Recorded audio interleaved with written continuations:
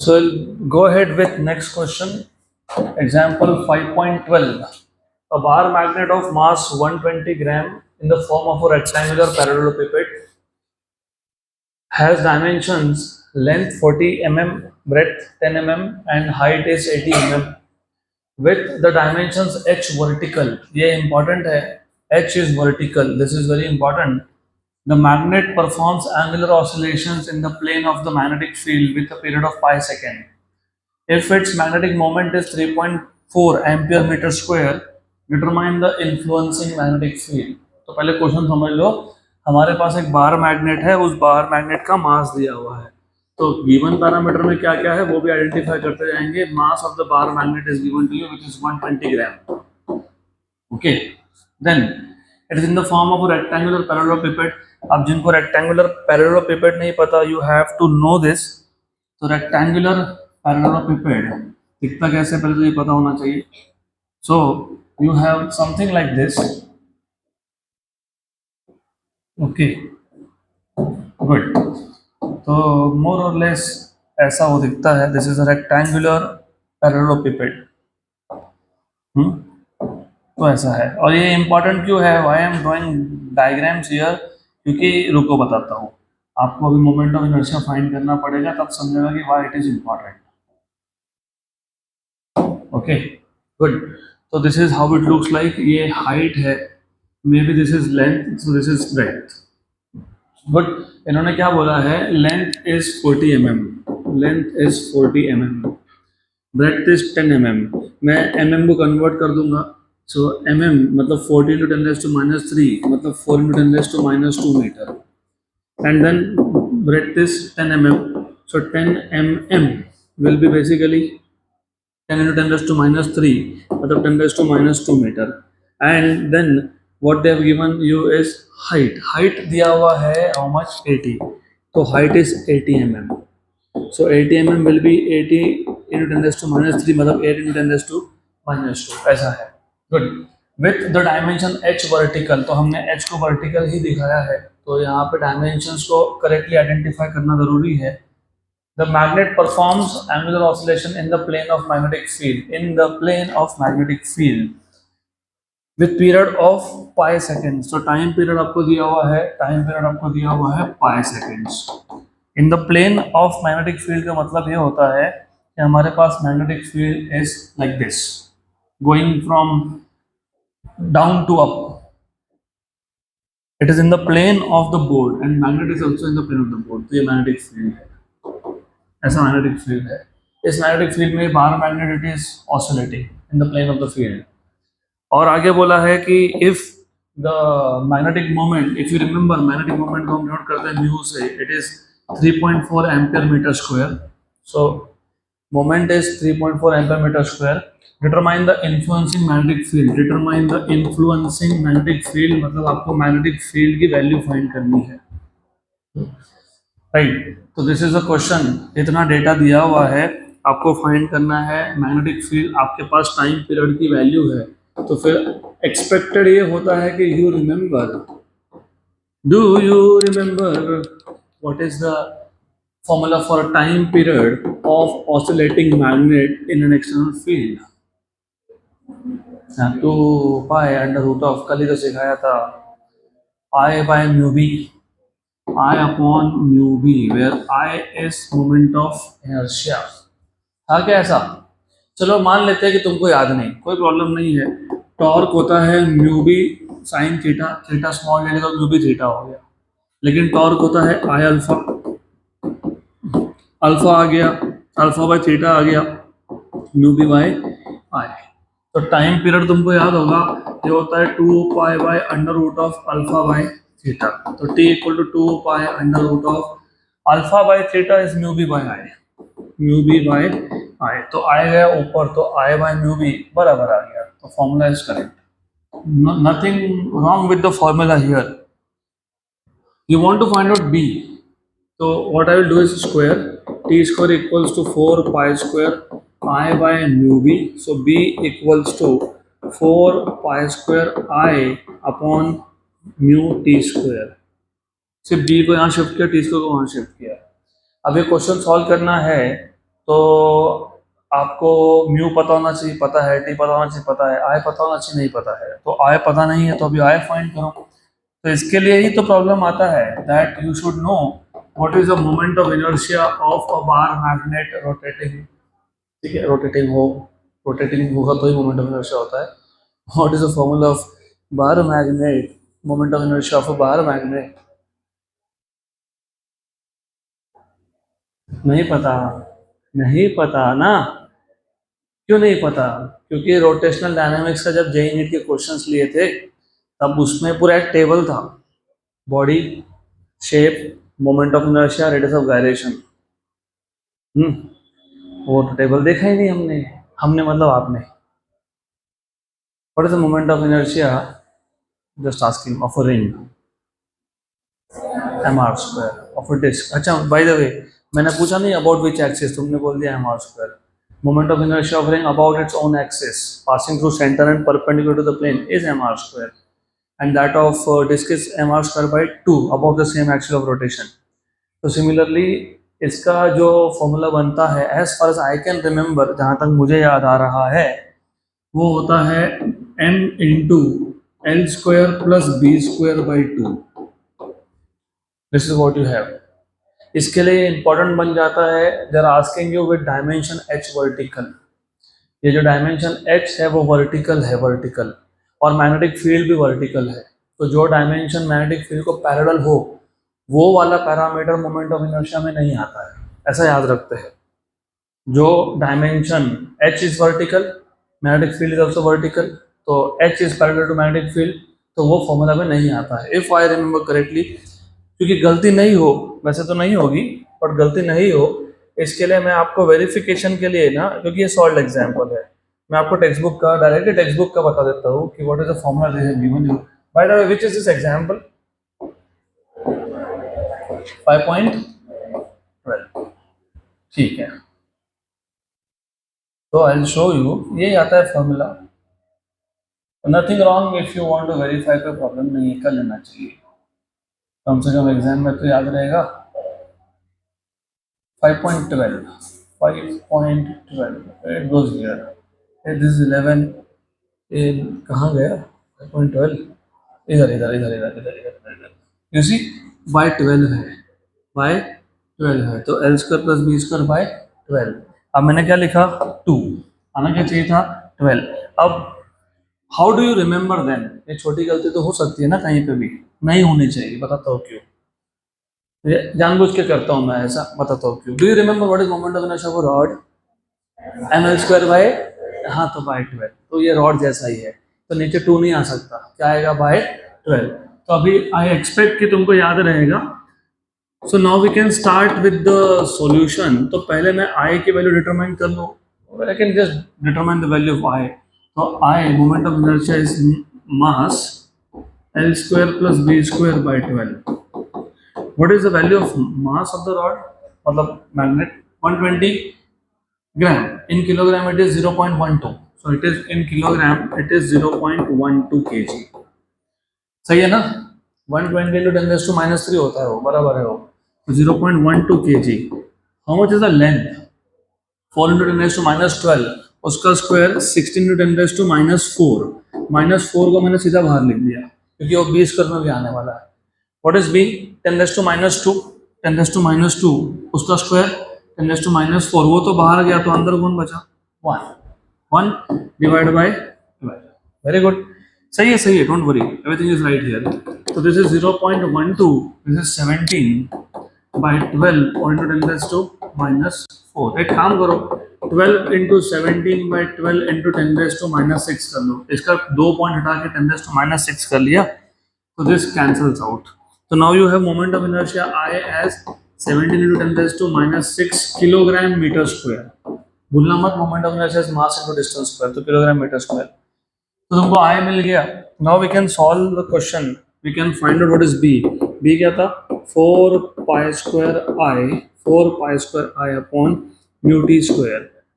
Good, तो 4 pi square I की value आ गई 17 into 10 raised to minus 6, mu की वैल्यू 3.4 थी, और टी स्क्वायर, टी की वैल्यू पाई थी तो ये पाई स्क्वायर हो गया। एक काम और करेंगे, ये चलो ठीक है, दिस इज 4 × 17 × 10⁻⁻⁶, इसको 34 × 10⁻⁻⁻1 लिख लेता हूँ मैं, better of 1 and 2 1 and 2। So you have B equals to 2 × 10⁻⁻⁵ Tesla। तो 2 × 10⁻⁵ टेस्ला आंसर आना चाहिए। अभी टेक्स्ट बुक ओपन ही है, वेरीफाई करने में कोई बुराई नहीं है। 2 × 10⁻⁵ टेस्ला या फिर वेबर पर meter square, both are SI units. चलो let us move ahead to the next question. Next question, example 5.13। Two magnets with the same dimension have mass but of, अच्छा, two magnets with the same dimension and mass, तो dimension same है, mass same है, but of magnetic moments mu1 equal to 100 ampere meter square and mu2 equal to 50 ampere meter square are jointly suspended in Earth's magnetic field so as to perform angular oscillations in a horizontal plane. When the like poles are joined together, the period of their angular SHM is 5 seconds. Find the period of angular SHM when their unlike poles are joined together. Simple सा question है, एक बार वापस read कर देता हूँ। दो magnets है with same dimensions and mass. Dimension same होना मतलब basically moment of inertia same होना।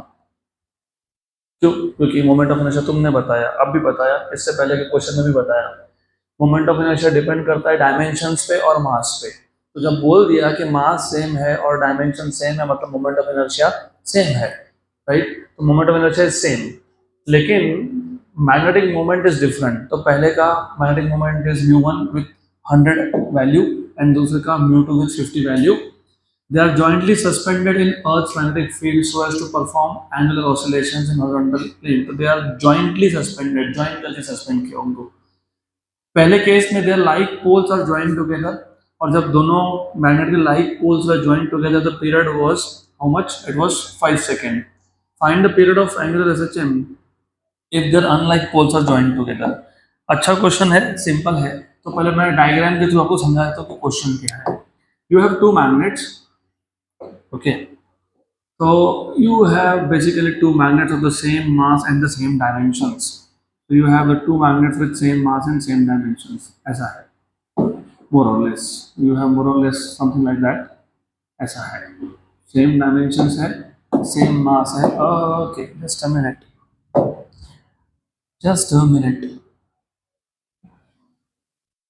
good, good, it just crashed, होता है ऐसा कभी कभी, कोई बात नहीं, होता है। Okay, good। So you have, let's say, these two magnets with the same dimensions and same mass। पहले केस में like poles were together, like poles were together मतलब फॉर एग्जांपल ये नॉर्थ है, ये भी नॉर्थ है, ये साउथ है, ये भी साउथ है। तो इस केस में जो टाइम पीरियड था उसको मैं t नाम दे देता हूँ। तो t is how much? 5 second. In the second case you have north with south, so you have north with south, so you have north with south, north of one, south of other, south and north। तो इस case में time period कितना होगा? T dash ये पूछा है, बराबर। तो this is what they have given you and to find. सबसे पहले ये पता होना चाहिए आपको, यू मस्ट नो, जब north north south south are connected तो जो नेट डाइपोल मोमेंट होता है ना, वो होता है mu1 प्लस mu2, राइट? तो पहले केस में जो डाइपोल मोमेंट है that is 100 plus 50, that is how much? 150। When you have unlike poles joined together, the net moment mu dash is mu1 minus mu2।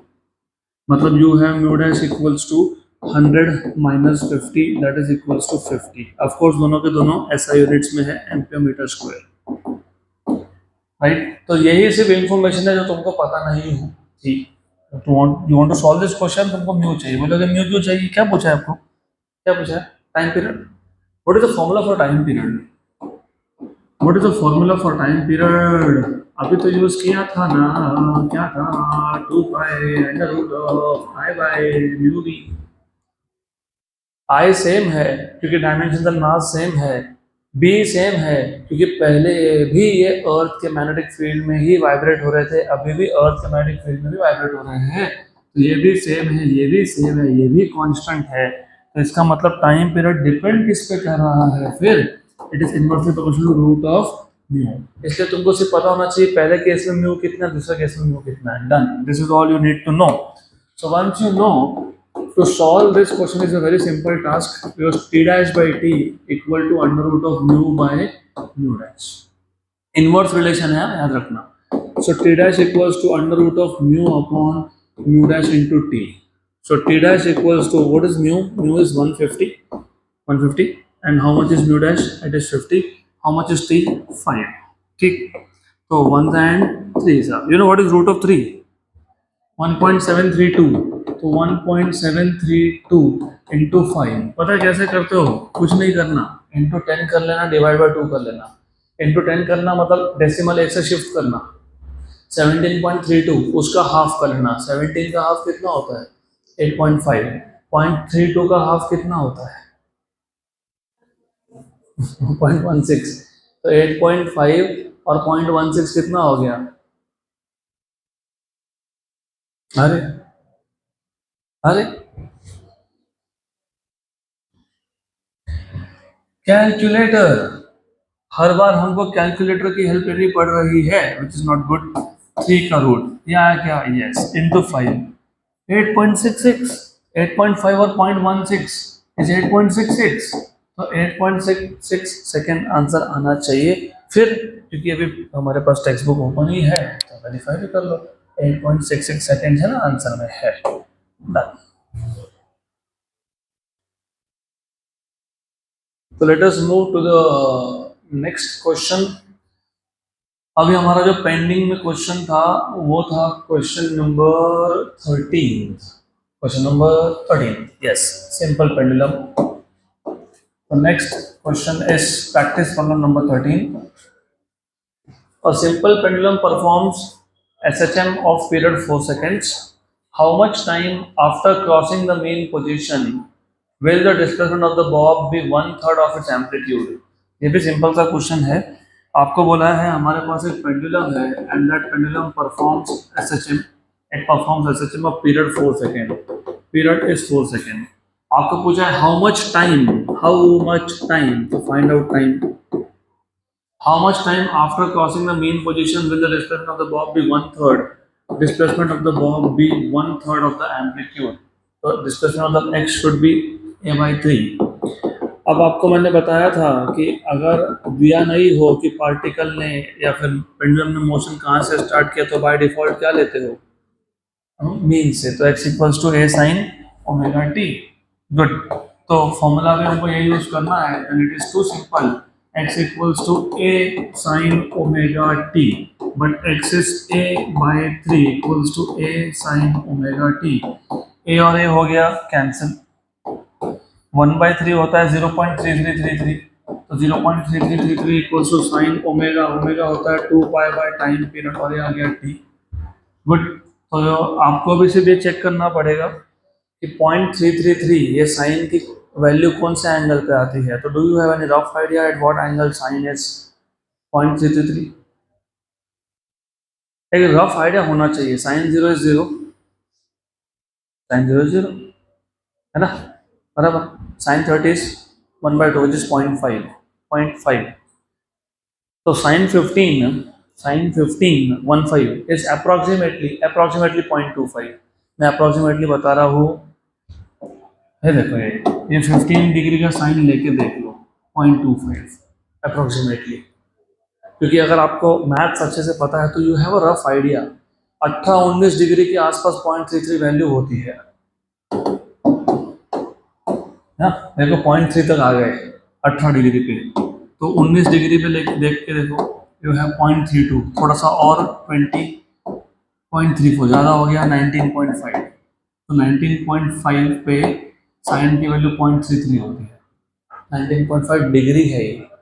Degree, degree, this is degree, तो 19.5 degree, remember, हाँ, sine of 19.5 degree is sine 2 pi t by t, sine sine गया तो 19.5 degree equal to 2 pi by time period was 4 into T.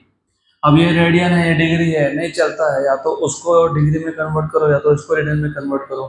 Pi radian is 180 degree, तो 1 degree is pi by 180। और if you remember, तो आपको याद होना चाहिए conversion, याद 11 में सीखते हैं हम लोग, नहीं याद? I am telling you here that you should know pi radian is 180 degree. तो अगर तुमको रेडियन को डिग्री में कन्वर्ट करना है तो 1 रेडियन इज 180 बाय पाई। आपको पता है कितना आता है ये? नहीं याद, नहीं याद, 27 point something, this is 27 point something. 180 divided by pi, which is 3.14, 57, sorry, not 27, 57.32। तो रेडियन को डिग्री में कन्वर्ट करना है तो फिर ऐसा आएगा, और ये रेडियन को डिग्री में कन्वर्ट किया, डिग्री को रेडियन में कन्वर्ट किया तो कितना आता है? हाँ, वैल्यू कितनी आती है? पाई बाई 180 तो आता है, मुझे पता है वो तो 1 डिग्री पाई बाई 180 बराबर। तो वैल्यू कितनी आती है? नहीं याद ना? याद होना चाहिए, याद होना चाहिए। 1.745 इंटू 10⁻², देख लो। तो 57.3 भी याद होना चाहिए, ये भी याद होना चाहिए। 3.14 which is pi divided by 180, look 0.017444, मतलब बेसिकली 1.745 इंटू 10⁻²। तो मैं डिग्री को रेडियन में कन्वर्ट करने के लिए 1.745 इंटू 10⁻² कर सकता हूँ रेडियन में कन्वर्ट करने के लिए। गुड, राइट, तो कन्वर्ट कर लेते हैं अभी इसको। फिर you have 19.5 degree, degree equals to 2/4 is 1/2, this is 1/2, तो 2/4 पाई। अभी तुमने बताया पाई मतलब 180 डिग्री, ठीक है, वैसा कर लो, इजी पड़ेगा। This is easier, this is easier, good. 1 जा एंड 2 जा, 1 जा एंड 90 जा, तो ज़्यादा सिंपल पड़ता है। तो t इक्वल टू 19.5/90, रफली रफली स्पीकिंग 20/90, 2/9, रफली रफली 2/9। तो ठीक है, अब मेरे पास कैलकुलेटर है तो I will use this. 19.5 divided by 90 कितना आ गया? 0.216, तो 0.216 सेकेंड आंसर होना ही चाहिए, है क्या? Yes, done. चलो अगला क्वेश्चन, नेक्स्ट क्वेश्चन।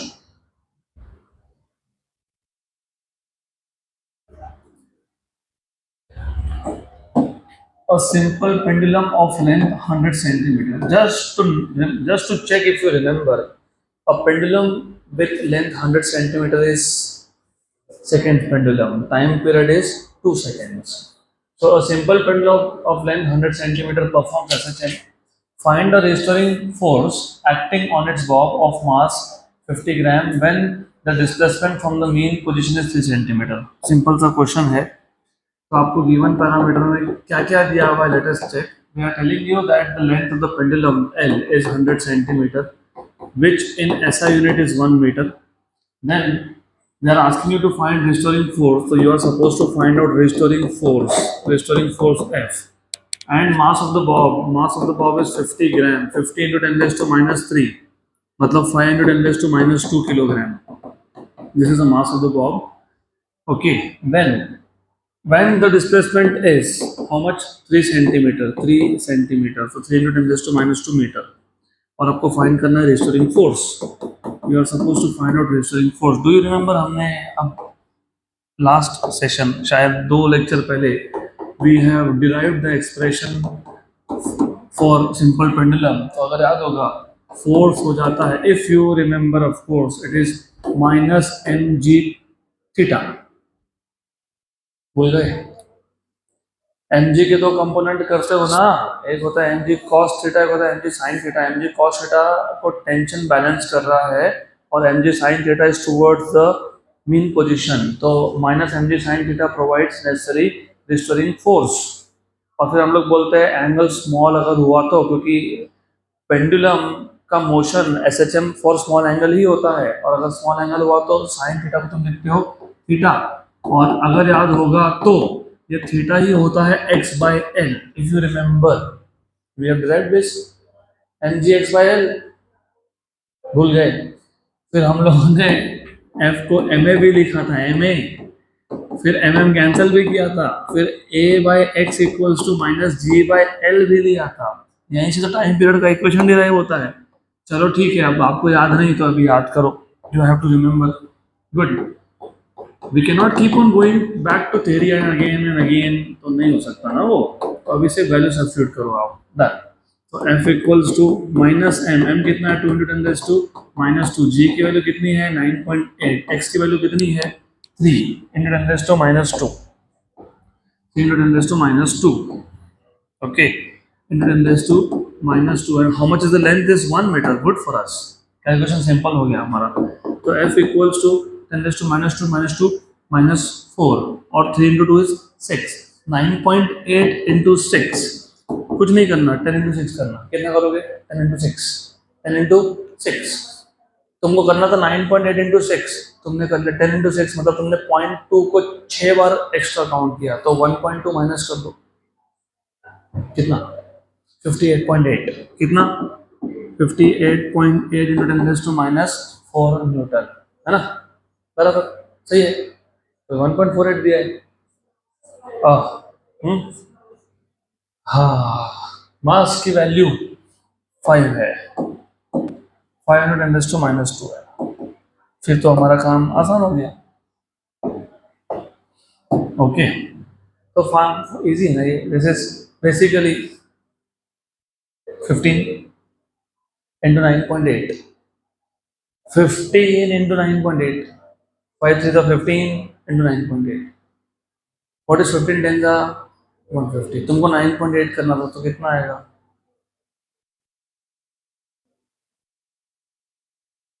अरे कैलकुलेशन करना सीखना पड़ेगा, कैलकुलेशन करना सीखना चाहिए आपने। आपको 15 इंटू 9.8 करना था, आपने 15 इंटू 10 कर दिया, यस। इसका मतलब आपने 15 इंटू 0.2 को एक्स्ट्रा काउंट किया है। 15 इंटू 0.2 कितना होता है? 15 इंटू 0.2 कितना होता है? Okay, I should give up on this, I should give up on this. तो मैं तुमको बताता हूँ, 5 इंटू 9.8 इंटू 3 कितना है 147।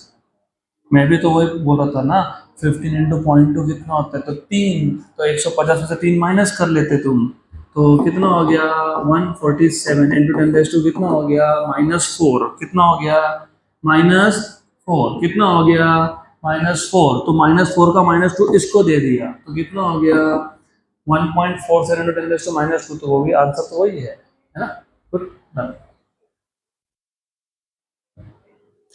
नेक्स्ट क्वेश्चन,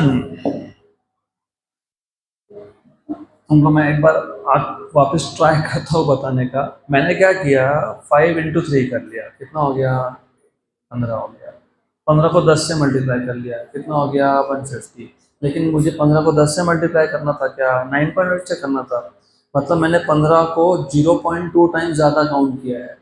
तो 15 इंटू 0.2 इज 3, तो 150 में से 3 निकालना पड़ेगा, तो 147 इंटू 10 रेज़ टू -4 था, उसका -2 उसको दे दिया, तो 1.47 into 10 raise to -2। Next question, question number 15, find the change in length of a second pendulum, change in length delta L, if the acceleration due to gravity at a place changes from 9.75 metre पर second square to 9.8 metre पर second square. Simple सा question है, आपको acceleration due to gravity की दो value दी हुई है। Initial value है 9.75 मीटर पर सेकेंड स्क्वायर और फाइनल वैल्यू है 9.8 मीटर पर सेकेंड स्क्वायर, और आपको पूछा है what is the change in length of second pendulum, change in length मतलब delta L of seconds pendulum. अब ये कैसे फाइंड करोगे? तब सबसे पहले आपको पता होना चाहिए what is the formula. What is the formula? Good. तो रिमेंबर जी दिया है और डेल्टा एल पूछा है, मतलब your task is to connect g and L. तो T equal to 2 pi root of L by g. और सेकेंड पेंडुलम के लिए टाइम पीरियड की वैल्यू 2 सेकेंड होती है, तो 2 pi under root of L by g. 2 हो गया cancel, squaring on both side, 1 equal to pi square L by g. बराबर। इसका मतलब तुमको मिल गया g equals to pi square L, मतलब g is proportional to L, ऐसा है वो। ठीक, पक्का पक्का, श्योर श्योर, 100%। अब ऐसा मत कर देना कि ये कैंसल कर दिया, एल इक्वल टू 1 आएगा लेकिन g की वैल्यू 9.81 होनी चाहिए, तो g की दो वैल्यूज है, नहीं तो कैंसल कर दिए। लेंथ इक्वल टू 1 हो तो पता ही है, लेंथ इक्वल टू 1। अब आपको फाइंड करना है delta L. What is delta L? It is simple. What is delta L? What is delta L? L2 minus L1. L2 minus L1, क्योंकि L is proportional to G है ना, तो जब G की भी ज़्यादा थी तब L भी ज़्यादा था, तो L2 minus L1। तो how to find out L2 minus L1? बताओ ना फिर, पता है तो बताओ फिर। You said, okay, तुमने बोला पता है तो बता दो फिर। Okay,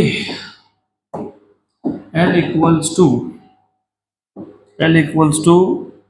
G by pi square. तो L2 is G2 upon pi square minus L1 is G1 upon pi square. तो 1 upon pi square G2 minus G1. तो 1 upon pi square which is 9.85. G2, what is G2? 9.8. What is G1? 9.75. अब you have this as 1 by pi square G2 minus G1, 9.8 minus 9.75 is 0.05. Approximately करना चाहो तो कर सकते हो, if you want to do it approximate you can write down 500 10 raised to -2, pi square को 10 लिख दो, 1 are 2 are 1/2 is 0.5 into 10 raised to -2 which is 0.005 metre. देखो आंसर यही होगा, है ना? This is approximate. अगर आपको एग्जैक्ट करना होगा तो पाई स्क्वायर की वैल्यू को तुमको पाई स्क्वायर की वैल्यू लिखनी पड़ेगी which is 9.85 up to 2 decimals. थोड़ा और आगे जाना है तो फिर लॉग टेबल चाहिए, लॉग टेबल मेरे पास नहीं है, तो फिर मैं ऑफ कोर्स ये ले लूंगा 29.20। अच्छा, अरे स्क्वायर करना था, क्यूब हो गया। 9.8596, 9.8596, तो 0.05 डिवाइडेड बाय 9.8596 कितना आया? 0.0050, मतलब ठीक है। तो I can take pi square as 10, कोई ज़्यादा फर्क नहीं आ रहा है, तो पाई स्क्वायर को 10 ले लिया। This is 1/2 into 10 raised to -2 which is 0.5 into 10 raised to -2 which is basically 0.005 metre.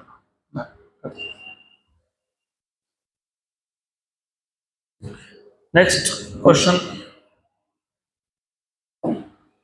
Question number 16 हो गया, 17 हो गया, 18 बाकी है। Question number 18.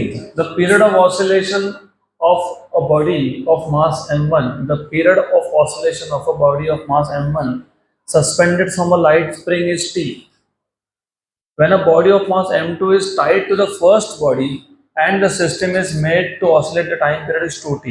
Compare the masses m1 and m2. तो सबसे पहले क्वेश्चन को ढंग से पढ़ो, नहीं तो आंसर गलत आएगा।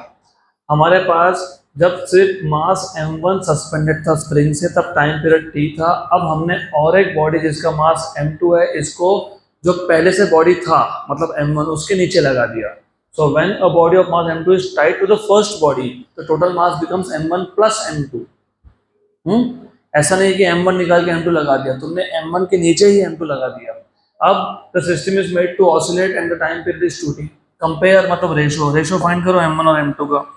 तो एक्सट्रीमली सिंपल क्वेश्चन है, राइट? तो पहले केस में टाइम पीरियड था t, दूसरे केस में टाइम पीरियड है 2t। पहले केस में मास है m1, दूसरे केस में मास है m1 plus m2, this is what is given to you. और आपको बोला है फाइंड रेशो, क्योंकि कंपेयर करना मतलब रेशो, कंपेयर करो मतलब रेशो फाइंड करो।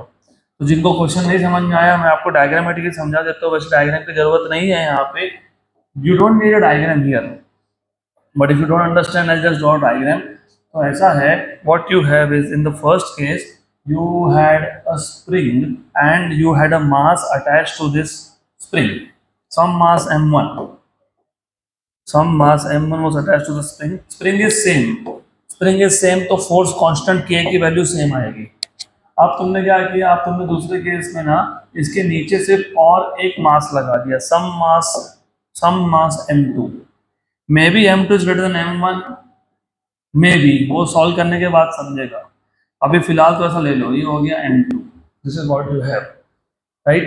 Then you are suppose to find out ratio of masses, तो फॉर्मूला कौन सा यूज करोगे, तो वेरी सिंपल, टाइम पीरियड का इंफॉर्मेशन दिया है तो टाइम पीरियड से स्टार्ट करो। What is time period of simple pendulum, 2 pi by omega, है ना, 2 pi by omega, but what is omega, root of k by m, याद आ रहा है क्या, हाँ, omega is under root of k by m, therefore time period equals to 2 pi by root of k by m, so therefore you have t equals to 2 pi under root of m by k, तो t is proportional to root of mass, क्योंकि k spring same है तो k same है, 2 pi तो वैसे भी constant है।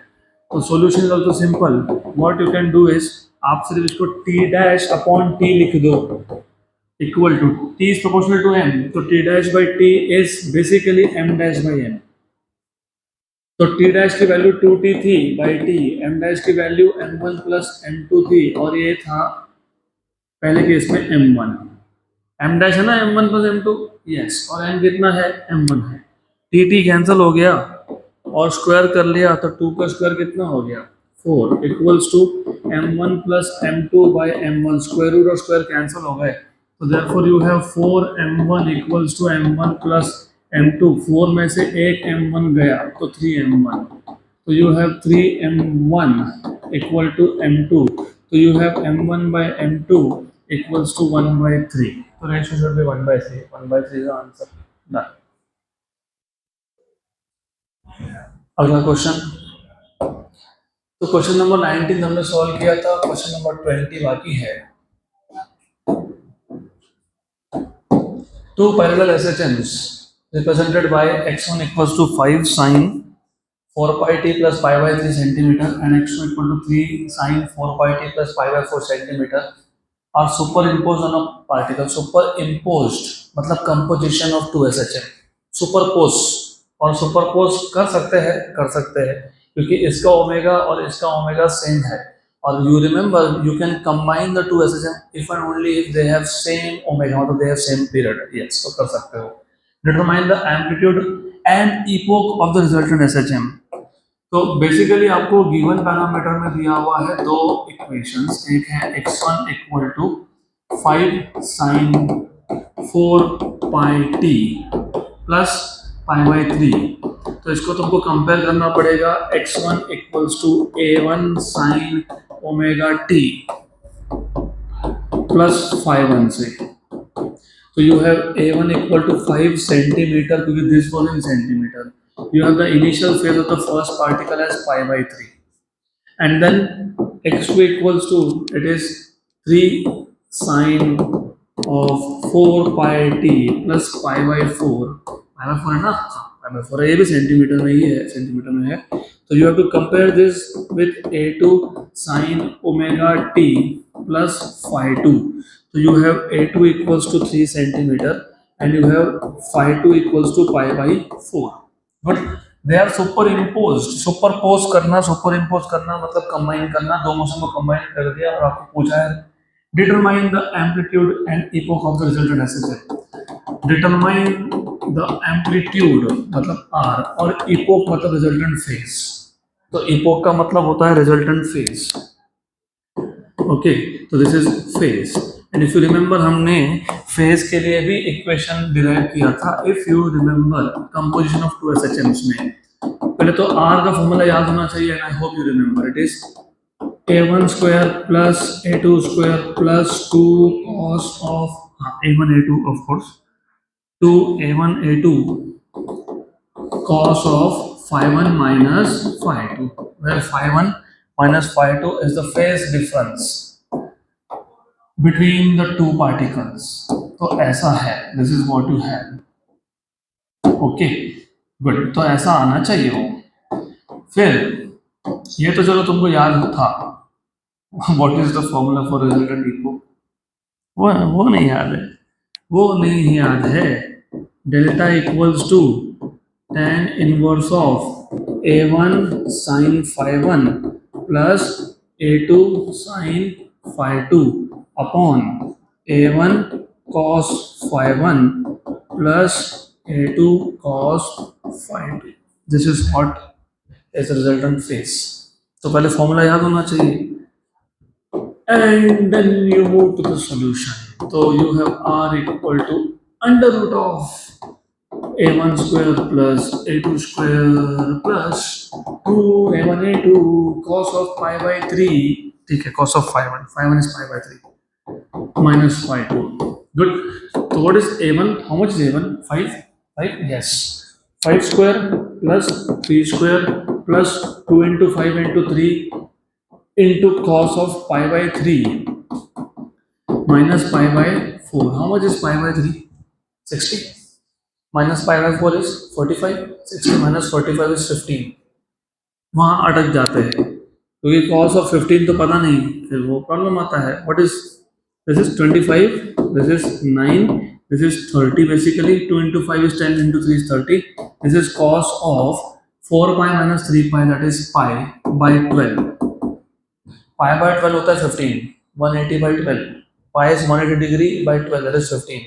Cos of 15 degree तुमको लॉग बुक से मिल जाएगा, कॉस टेबल से. मैं अप्रॉक्सीमेटली बता सकता हूँ, लेकिन मेरे पास कैलकुलेटर है तो मैं अप्रॉक्सीमेट क्यों बताऊँ. It is 0.9659. Cos of 15 degree is 0.9659. 0 point. तो इसको next step you have 25 plus 9. How much is that? 34. And ये कितना आया? 0.9659 into 30 plus 34 into 30 62 ऐसा कुछ आना चाहिए approximately into 30. इसको into 30 कर लेते हैं, 28.97 हो गया, प्लस 34 कर लेते हैं, है ना, 62.977. तो 62.977 मतलब बेसिकली रूट ऑफ 63, मतलब रूट ऑफ 64 से कम आ रहा है, मतलब 7 पॉइंट समथिंग आएगा. That is under root of 62.977. 64 होता तो 8 आता, 64 से कम है तो 8 से थोड़ा सा कम है. इसका रूट ले लो, रूट, इसका root 7.935. So you have 7.935 centimetre. क्या गया आंसर में? वही है. गुड. अब you have delta equal to tan inverse of a1 sin phi 1 plus a2 sin phi 2 upon a1 cos phi 1 plus a2 cos phi 2. So this is equal to tan inverse of a1 is 5, sin of phi 1, sin of pi by 3, sin of 60, sin of 60 is root 3 by 2, root 3 by 2 is 0.8606. Phi 1 pi by 3, sin pi by 3 मतलब sin 60, sin 60 मतलब root 3 by 2, root 3 by 2 मतलब 0.8606, plus a2 is 3, sin phi 2 is pi by 4, sin pi by 4 is 1 by root 2, 1 by root 2 is 0.7071 upon. ठीक, correct, sure, good. 5 cos phi 1, cos of pi by 3, that is cos of 60, that is 1 by 2, that is 0.5, plus 3 cos of pi by 4 तो वही आएगा, and that is same. ये तो कुछ change नहीं आएगा. Good. मैंने सारे वैल्यू सब्स्टिट्यूट कर दिया. मैं थोड़ा शॉर्टकट्स यूज कर रहा हूँ यहाँ पे. अब इसको भी तुम सॉल्व कर सकते हो विदाउट कैलकुलेटर. 0.8606 है ना, 06 भूल जाओ, 0.86 इंटू 5 इंटू 10 कर लिया, 8.6 हो गया, उसका आधा कर लिया, 4.3 हो गया। तो ये दिस इज 4.303। नहीं, चेक करो चेक करो चेक करो चेक करो। सबसे पहले √3/2, √3 बाय 2 बराबर है 0.8660 है क्या? अच्छा, मैंने 8606 लिखा, चलो ठीक है, कोई बात नहीं। तो 3 का रूट, ठीक, डिवाइड बाय 2, ये आ गया, इंटू 5, 4.33,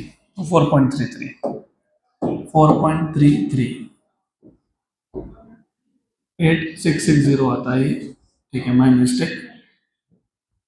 चलो, ज्यादा फर्क नहीं पड़ता है। This is how much? 2.1। कितना है वो? 2.1 है, बराबर ना? बराबर है 1 डिवाइडेड बाय √2। What is √2? 1.414, 0.7072, मैंने 0.7071 लिखा इंटू 3, 2.12। दिस इज 2.12 अपॉन, ये तो क्या ही बताएंगे, 2.5 है, और वो तो वही है जो था सेम। इन दोनों को ऐड कर लो, 4.33, 2.12 में 4.33 ऐड हो गया, 6.45। तो you have tan inverse of 6.45 divided by how much is this? 4.5 में 0.12 डाल दो, 4.62, 4.62। तो 6.45 divided by 4 point कितना आया? 62, 1.39, 1.39। तो delta is tan inverse of 1.39, मतलब 1.4। अब बताओ रफली आंसर क्या आएगा? What is tan 0? 0. What is tan 30? 1/√3. What is 1/√3? 0.58. 0.58 होता है वो, 1/√3. What is tan 45? 1. What is tan 60? √3. √3 is 1.732. Tan 45 is 1. Tan 45 is कितना? 1. और tan 60 is 1.732। तुम्हारा आंसर जो है दोनों के बीच में है, 1.39 मतलब 1.4। So your answer should lie somewhere at around, roughly speaking, okay, 56-57 के आसपास आना चाहिए। क्या दिया आंसर? हाँ, 54 डिग्री 23 मिनट्स, ठीक है। तो 23 minutes in degrees is 23/60, right? तो 54.38 डिग्री टैन देख लो, इसका टैन देख लो, 1.39 बराबर, करेक्ट। तो यू हैव 54.38। तो 54.38 degree which is basically 54 degrees and 23 minutes.